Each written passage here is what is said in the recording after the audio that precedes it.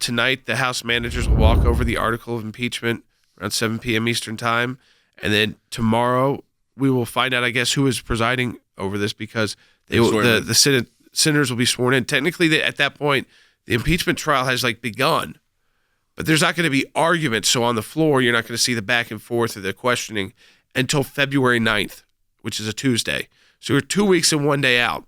You're going to drag the country through it even more and to build up even more to this impeachment of a private citizen. Probably not over with till February. My guess is around February 17th, February 20th. Some have talked about, we can get this done in 3 days. I think it takes them at least a week. They forget that how long it takes to get through opening statements.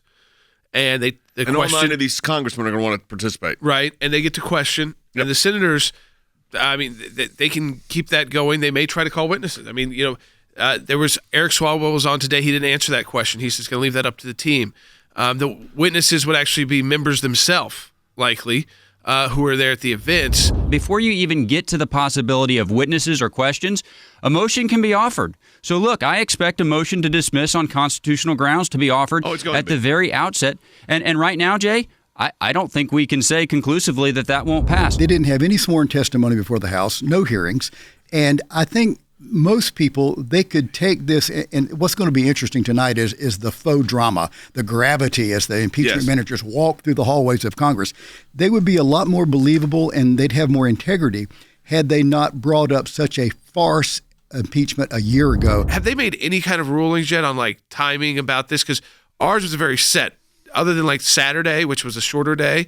And Sunday was off. I'm guessing you'll get guidance from Leader McConnell and Schumer on if they get to questions, how long each senator would have and what opportunity they would have. But, Jordan, I don't think you're going to have certainty on that until you get through those early motions. Are they going to try to do half day of work and then go start the trial at 3 o'clock? It sounds like this deal sort of allows them to get through maybe the COVID measure and the most important nominations and then move wholly to impeachment. I think that's the plan. Does the Constitution say it has to be a Chief Justice?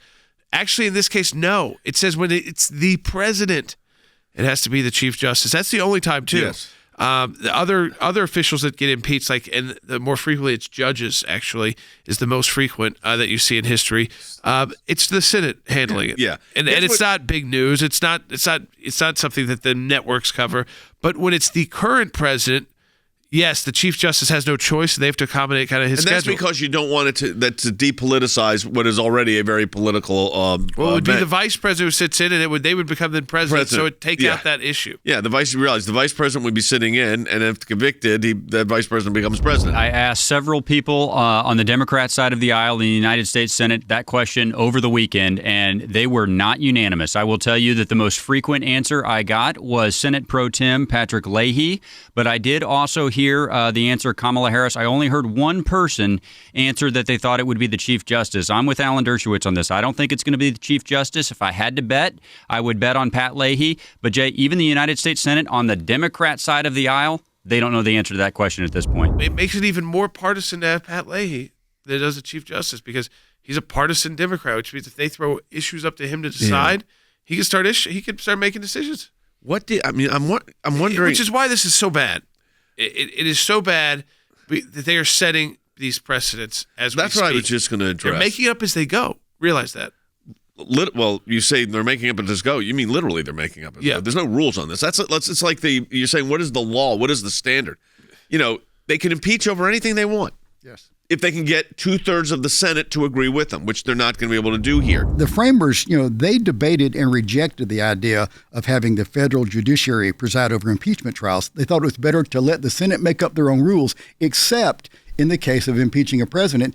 But Donald Trump's no longer the president. Let's say it's 50-50. It's 50-50 because that's what the Senate is.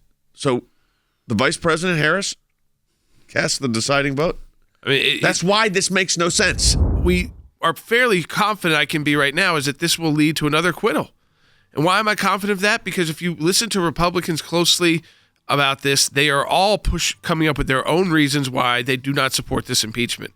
Whether they think it's wrong, whether they think the speech is protected, whether they think it's just wrong to impeach a private citizen, they're all coming up with reasons. I still think there'll be a handful, but I can't even get to 10. And 10 would still not get you there. You got to get to 17.